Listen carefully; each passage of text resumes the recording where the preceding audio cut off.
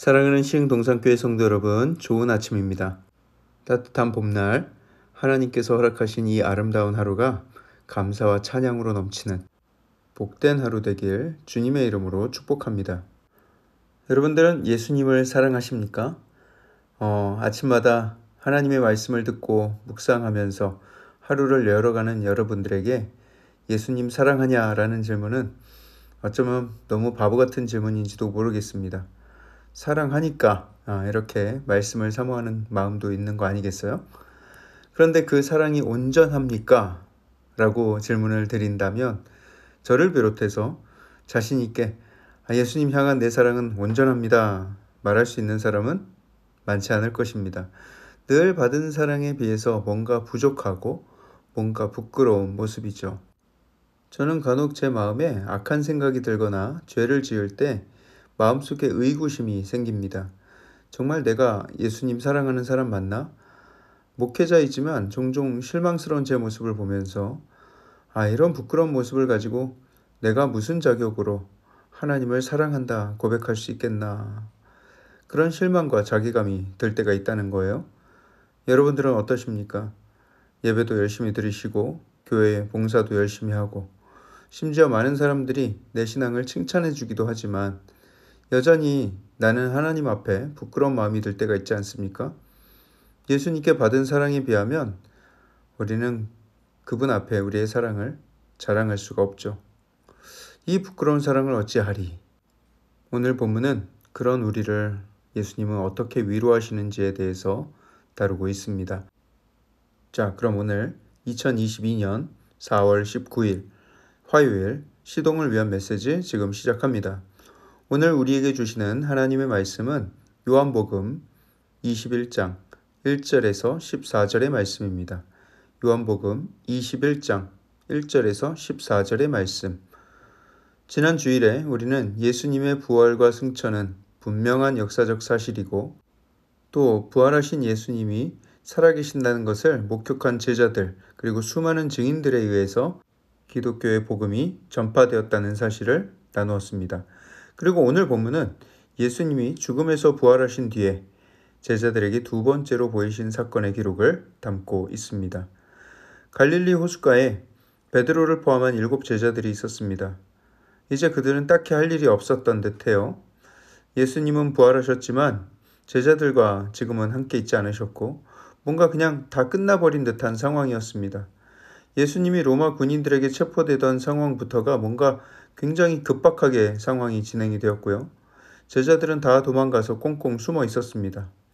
그리고 예수님이 십자가 처형을 당하시고는 다들 절망 가운데 어찌할 바를 몰라 하고 있었죠. 심지어 이 제자들은 예수님의 장사를 지내지도 않았습니다.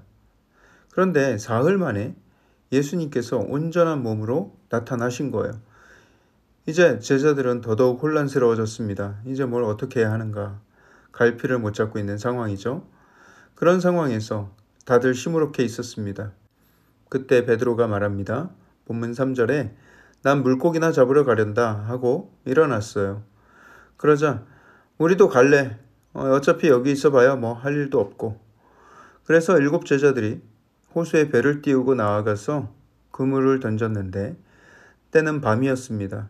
이전에도 제가 설명을 드린 적이 있지만 이들은 고기잡이를 주로 밤에 했습니다. 왜냐하면 그들이 사용한 그물은 배실을 꼬아서 만든 그물이었기 때문에 낮에 던지면 그 그물이 물에 훤히 다 비쳐서 고기들이 보고 도망을 가기 때문이었어요. 그래서 그물은 보이지 않는 밤에 던지는데 그 밤에 그물을 아무리 던져도 고기 한 마리 못 잡은 거예요.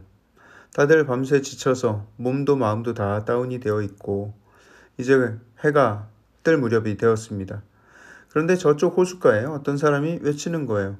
얘들아, 너희에게 고기가 있느냐? 그분은 예수님이셨는데 아직 어둑어둑해서 그런지 제자들은 못 알아보고 그냥 어떤 랍비나 어른인 줄 알았나 봐요. 그래서 아니요, 없어요, 못 잡았어요. 그래? 그러면 그물을 배 오른쪽에다 던져봐. 그러면 잡을 수 있을 거야. 제자들이 속는 셈 치고 한 번 더 그물을 던졌습니다. 배 오른쪽에다 말이죠. 그러자 놀랍게도 물고기가 너무 많이 잡혀서 더 이상 그물을 들 수 없을 정도가 되었습니다. 그때 잡힌 고기가 총 몇 마리였는가? 153마리였다 기록하고 있죠. 153. 여러분, 전국에 숫자 153이 들어가는 카페가 50개 이상이 검색이 됩니다. 그래서 여러분들 나중에 어디 여행 다니시다가 어떤 간판에서 153이 나오면 그 집은 성도가 운영하는 집일 가능성이 커요. 아니, 많이 잡혔다고 하면 되지. 왜 굳이 153이라는 숫자를 굳이 밝혀야만 했는가?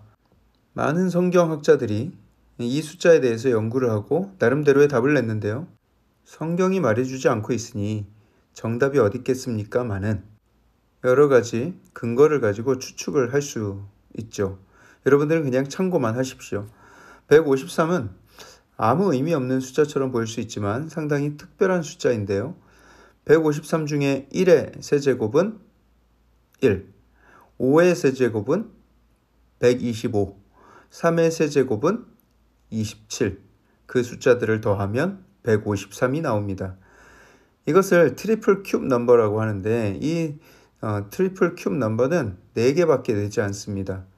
153, 370, 371, 그리고 407. 제가 말한 큐브는 세제곱 또는 정육면체를 뜻하는 말인데요. 지성소, 성전의 지성소도 넓이와 너비와 폭이 같은 정육면체 구조로 되어 있었습니다. 그래서 153은 지성소를 의미하는 수라고 볼 수가 있고요. 또 하나님의 임재를 의미할 수도 있다. 하지만 여러분, 이것은 그냥 흥미로운 사실로서 그냥 참고만 하시면 좋겠습니다. 한 가지 분명한 것은 요한복음은 아무도 관심 갖지 않을 만한 153이라는 수를 굳이 밝히고 있다는 거예요. 자, 그렇게 만선이 되어서 호숫가로 향하는데 요한이 베드로에게 귀띔을 해줍니다. 저분 우리 주님이야. 그러자 베드로가 벗고 있던 겉옷을 두른 후에 바다로 뛰어내립니다. 왜 바다에 뛰어들면서 겉옷을 입었는가? 입고 있었던 것을 오히려 벗어야 되지 않겠는가 생각할 수도 있는데요. 예수님을 만나기 위해서 나름대로 예를 갖춘 것입니다. 그렇게 가장 먼저 육지에 가보니 거기에 예수님이 숯불을 피우시고 그 위에다 생선을 구우시고 떡도 구워 놓으셨어요. 그리고 와서 조밥 먹으라 말씀을 하십니다. 마치 엄마가 따뜻한 아침을 정성껏 차려놓고 와서 밥 먹어 하고 부르는 것 같이 말이죠. 예수님은 제자들에게 떡을 가져다 주시고 생선도 가져다 주십니다.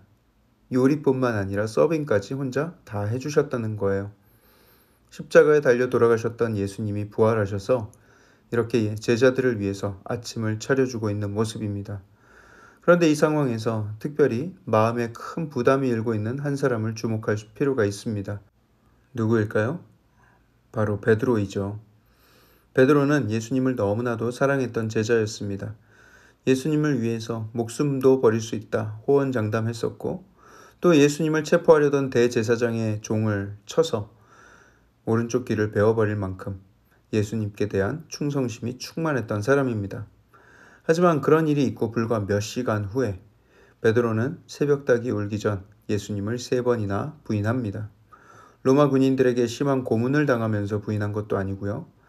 그냥 작은 여자아이가 베드로를 의심하고 아저씨도 예수님 따라다니던 사람 아니에요? 라고 물으니까 베드로는 예수님을 부인한 정도가 아니라 아예 예수님을 저주합니다. 그리고 그때 닭 우는 소리가 들린 거예요. 누가복음에서는 베드로가 밖으로 나가 심히 통곡하였다 기록을 하고 있습니다. 그 부분을 묵상하는데 너무나 마음이 아팠어요.